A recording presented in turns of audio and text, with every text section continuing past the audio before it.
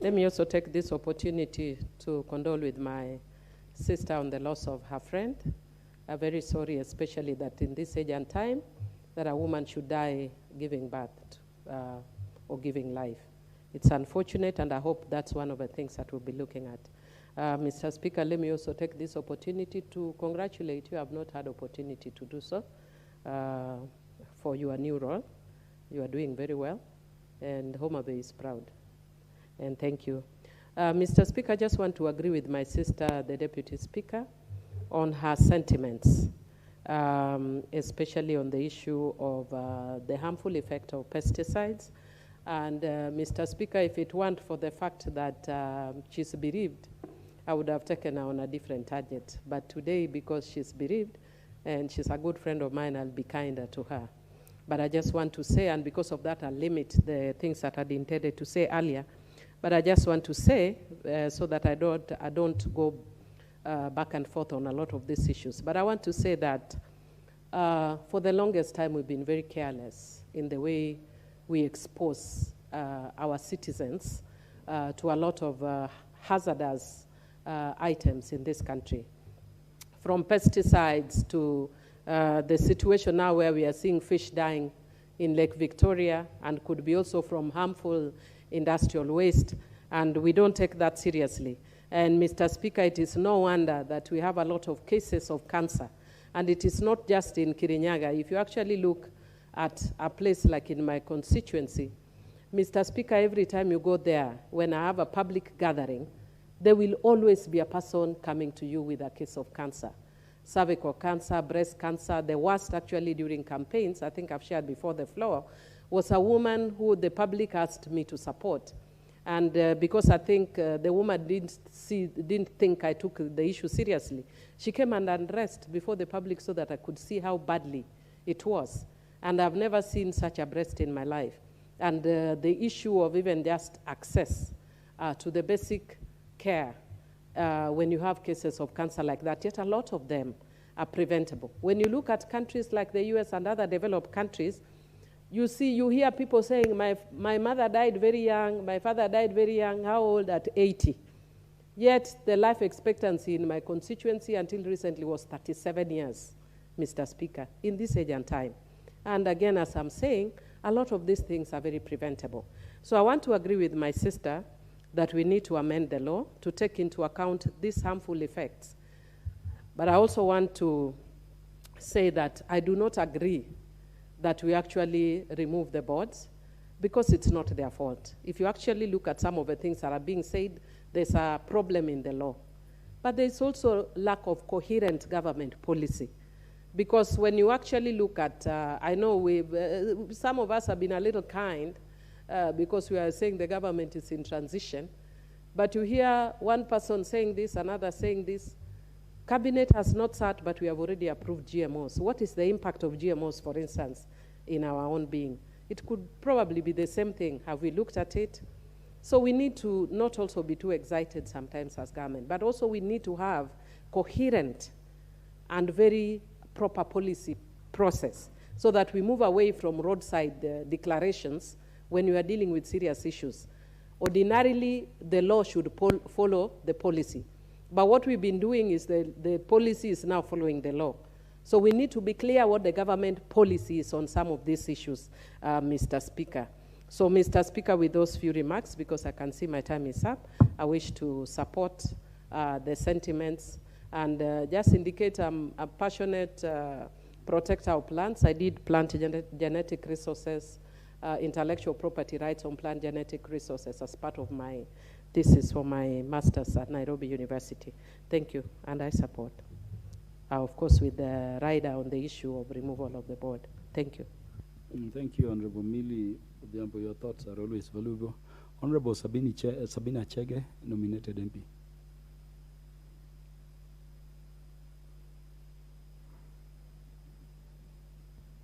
Thank you, Mr. Speaker. And on the onset, I want to really support.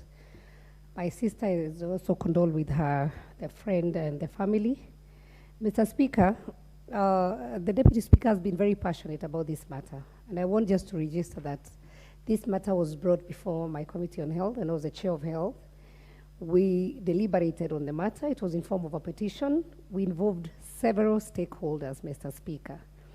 But I'm sad, I'll not go through Millie's way, that even after this House passing resolutions and giving recommendation, nothing seemed to move.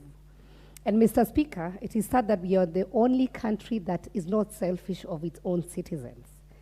I have been a farmer before, Mr. Speaker. If you are to export any food product out of this country, there's a limitation on when you should even spray the pesticide. There are very strict measures that are done. But Mr. Speaker, it is sad that sometimes the products that are rejected for export, even at the airport, those are the ones that find their way back to the market. So you'll find them being sold in the supermarkets, you'll find them being sold in our markets. And sometimes, Mr. Speaker, even the ones who would be protecting the so-called the international, traders, the ones who are selling these pesticides, they will find them at the plate, because you never know. You don't know. You will not know where either your wife, or even when you go to a supermarket, you would not know where that product came from. So the issue of traceability, Mr. Speaker, the issue of these pesticides, if they are rejected in other countries, why should Kenya be the place for dumping? And Mr. Speaker, we need to be serious about our citizens.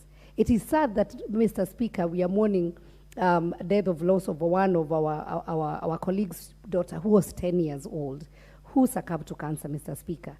Cancer has touched each one of us directly or indirectly, either through a family member, either through a person that you support, either through even your voter, Mr. Speaker. And we must ask ourselves as a nation the hard questions. When did the rain start beating us? Why are we having so many cases of cancer in this country? Are there things that we can be able to control? Honorable Millie has mentioned about the fish dying at the lake. That is just an indicator of the worst things that are happening to us, Mr. Speaker. And so whether people need to move out of offices so that they can take life of Kenyans seriously, I would support. I would support, Mr. Speaker, that we must put life of our voters. Sometimes we are very happy when we're going to ask for their votes, but when it comes to protection of innocent Kenyans who will not be knowing what they're consuming, then we turn a blind eye. So I support, Mr. Speaker, and I would like to urge the government that this is the right time to crack the whip, Mr. Speaker, and make sure that the food that we are finding on the tables, whether from the market, supermarkets, that it should go through the same or similar scrutiny that we take through the products that we are taking out of this country. We must protect our own first before we even think about the commercialization, about the money that we are getting outside there when you're exporting products, but not keen on our own, Mr. Speaker. So I support, Mr. Speaker, and I pray that this House, whatever deliberation will be passed, and I don't know which committee really, Mr. Speaker, looks at the issues that are passed in this House, because sometimes we take a long time, we deliberate, we research, we call the stakeholders, but after we pass resolutions in this House, then people get away with them. And I think we should have a mechanism, Mr. Speaker, of recalling the things that this House has passed, and people if they don't take action, then we should be the House that takes action, Mr. Speaker. So I thank you for the opportunity. Just hold on, Honorable Sabina. Is the chair of the Committee on Implementation in the House? Because I remember this debate was raised by the Deputy Speaker in the last Parliament. Yes. And the debate was very passionate. It's unfortunate we are pursuing it, and the chair of the committee should be pursuing this House resolutions. Is not even present. Is the vice chair there? He's a member. A member of the committee is there? A member. Yeah, so she'll get a chance to speak. But take note, we want action from that committee in terms of implementation of House resolutions. So thank you. As I conclude, I just want to urge the Deputy Speaker, Madam Shulei, that keep on the fight. Do not tire. Do not give up. I know sometimes there will be even offers that will come from the other side, but let us stand for the sake of lives of Kenyans and protect them. I thank you, Mr. Speaker. Honorable Pukose.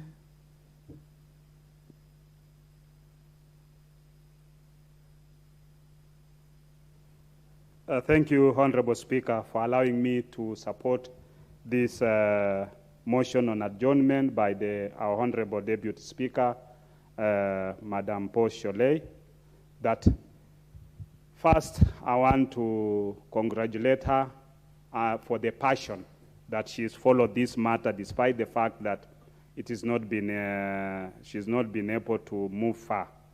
But highlighting on it is actually one way of making people to be aware and the institutions concerned.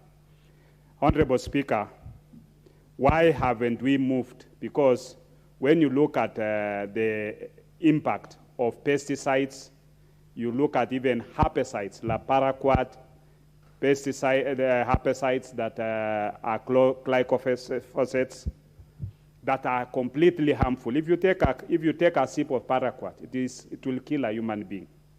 And yet the factories continue manufacturing it. We continue using it within our own system.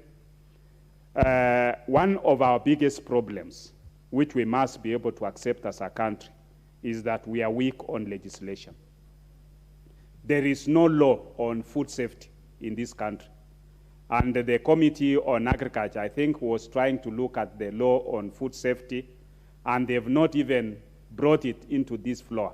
It is not yet, even for the pre-publication. And I want to call upon the Cabinet Secretary for Agriculture and the PS Agriculture and the Committee on Agriculture that this is a time to seize, that we must be able to begin early and have a law on food safety, because food safety is a very important factor.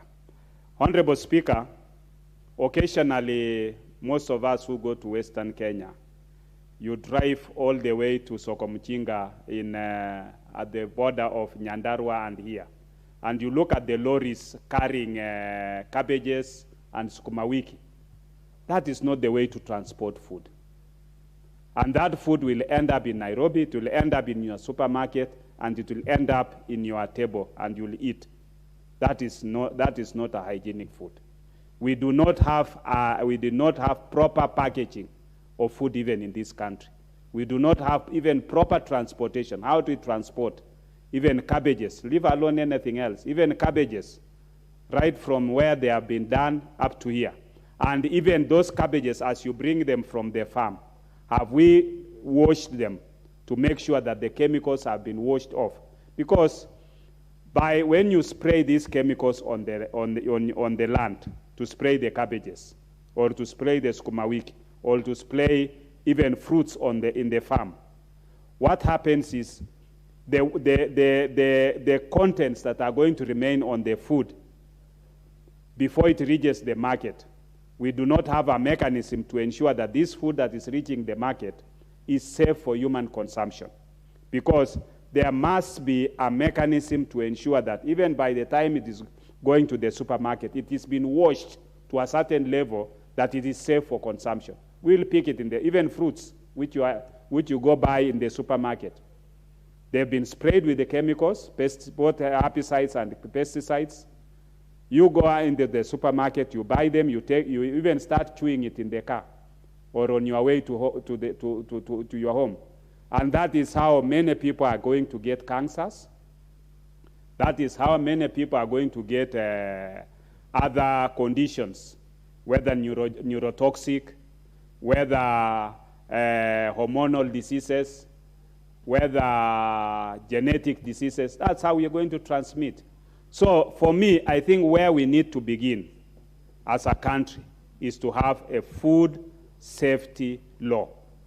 Once we have that, we should also strengthen the pesticide control unit within the Ministry of Agriculture. When it comes to even, occasionally you'll hear people complaining that the sugar has some bit of mercury. They're complaining that the meat in the supermarket has been given a lot of preservatives beyond the normal. Then it is just for a short period. Then after that, people go back to their day-to-day consumption.